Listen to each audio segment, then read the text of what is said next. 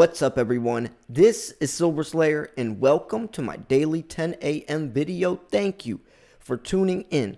Now look, in a couple of hours, I'm giving away silver to 2 lucky people. My 47,000 subscriber silver giveaway is at 5 p.m. Eastern Standard. You do not want to miss it. Trust me, click subscribe and click the bell so you won't miss the entry video when it gets posted. Now this video is crazy. I found an article posted a couple of days ago, and it's talking about the mining journey from ore to more. Talking about when silver's dig up, the process, how it gets crushed and extracted and refined all the way until it's used in these electric vehicles, and also the demand, supply, the production. So it's going to give us a lot of insight with the below ground supply of silver, the above ground supply, and then we can also kind of look at what the demand is, the fundamentals, how it's evolving as we advance into this new digital technological era.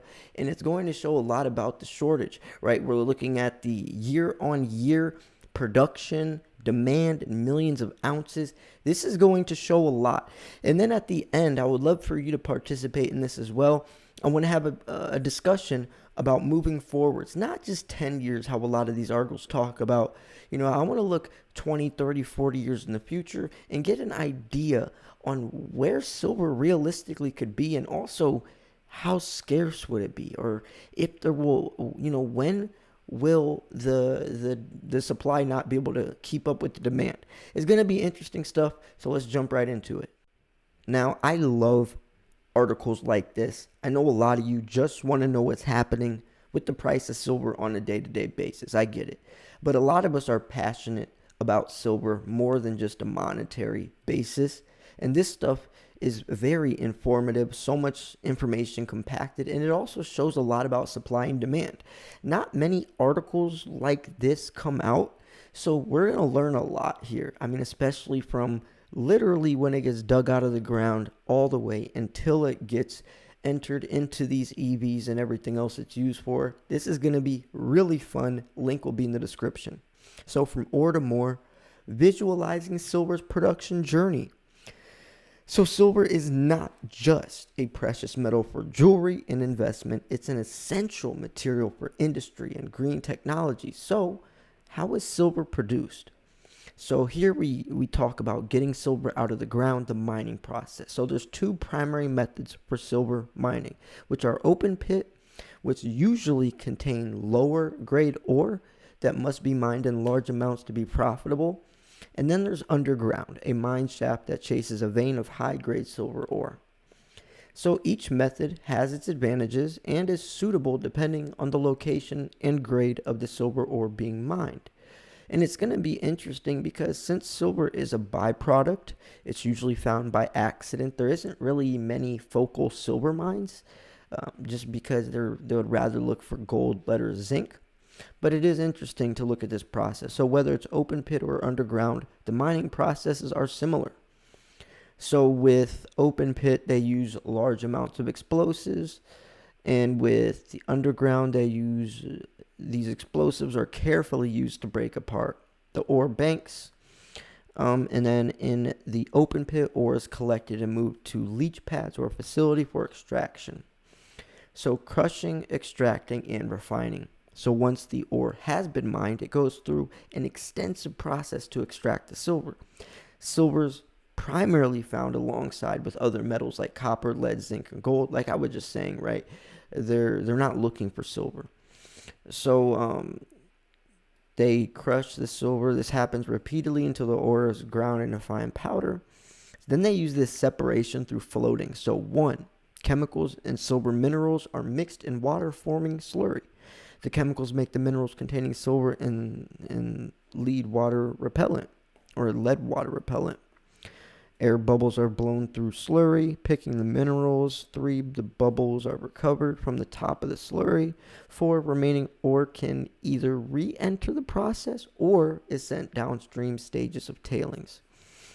So I'm not going to talk too much about the little details. I just want to kind of highlight some of this because I do want to look at the numbers. That's basically the meat and potatoes of this. So they look at copper and lead as well, which a lot of people say copper could replace silver because it's also highly conductive. Some people have actually tried to tell me that copper is the most highly conductive metal for electricity, and that's not true. Silver is the most highly conductive metal for electricity, thermal conductivity, and even light sensitivity. Silver beats it all. So anyways, let's look at this. So after it goes through the mining and extraction process, silver is ready for applications in various industries. So here's silver's final destination. Great movie, by the way. So silver supply and demand. Supply is the gray, demand's the red. So silver margins for the supply margins are tightening as demand is forecasted to ramp up in 2021. And they're gonna talk about Wall Street silver at the bottom of this article or this PDF, and talking about the demand increase, which is interesting. You wouldn't think mining.com talking about silver production and how they dig up silver would mention Wall Street silver, but they do. So it goes back to 2012. So you see roughly, I'd say 33,000 tons, and that's looking at the demand, and the demand is exceeding the supply in 2013. And then we have right here, this is around where we're at right now. The demand and the supply is very similar, very, very similar. It looks like there is a little more supply than demand. Now, silver demand for physical investment and hedging. Physical silver demand for investment and hedging purposes is forecasted to rise 26% this year.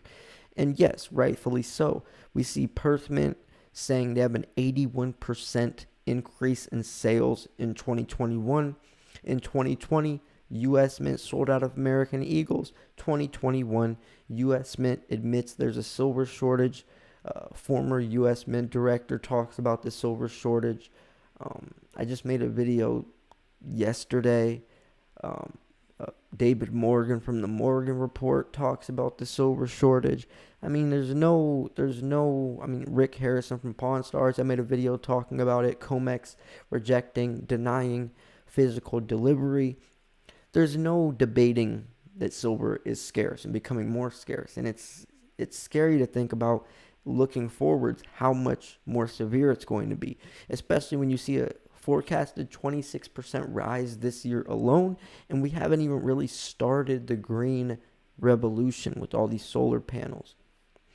So, an essential material for many technologies of the future, demand for silver is only set to increase, right? We're only going to see demand rising and rising and rising. So, the demand for photovoltaics, which is PV, also nearly doubled since 2012. And silver demand grows alongside with global electrification and technological advancements. This refined process of mining, separating, and extracting will fuel the economy of the future. Think of a sci-fi movie. Think in the future, this new digital age, flying cars, these buildings that's all silver. That's all going to require silver and lots of it, but it's already scarce. So silver mining journey from ore to more. So silver has been a monetary metal and used in jewelry for thousands of years. But today, silver is powering the green energy transition and new tech innovation. With the greatest electrical conductivity of all metals, silver is used in electrical contact circuit boards along with solar panels, EVs, and 5G. So we already know a lot of that stuff. So they go over all that as well. So I want to go down here. So this is the part I wanted to talk about. Silver's growing industry and investment demand. In 2020, 784 million ounces were mined. This year, I think it was scraping above 900 million, and the SOV had a billion ounces of the contracts were, so very close. But production is forecasted to increase 8% to reach 848 million ounces in 2021. Still greatly outpaced by growing demand. Silver demand is forecasted to see a 15% year-on-year increase from 2020's 896 million to 1,000 million ounces, which is a billion, and that's forecasted to in 2021. Solar panels have been one of the largest industrial drivers, with demand more than doubling since 2014. So you can see 2017, 862 million. That's a negative 4% change. And then you see 2021. It's been negative the last 4 or 5 years, but this year it's positive 8%. So, and that's demand and production. So you see the production's 862 million ounces. Demand is 966. So you can see how the demand can't keep up with the supply. So here's a part talking about Wall Street silver. So investment has also been a key demand driver for silver, especially since Reddit's Wall Street Bets crowd began pursuing the possibility of a silver short squeeze. Net physical investment demand rose 29% from 2017's 156.2 million ounces to 200 million ounces in 2020. In 2021 is forecasted to see a 26% increase, with net investment demand at 252.8 million ounces.